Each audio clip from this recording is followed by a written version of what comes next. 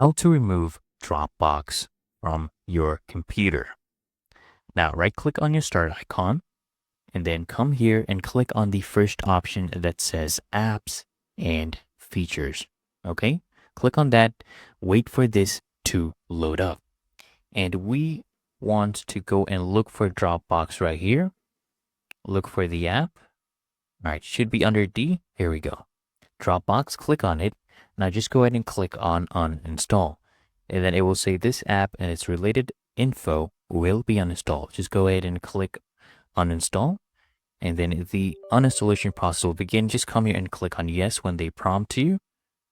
And then we will get a pop-up of the app. All right, so right here it's telling us Dropbox will be uninstalled from the following folder. Click uninstallation to start the uninstallation. Click on uninstall and then just wait while your Dropbox is being uninstalled.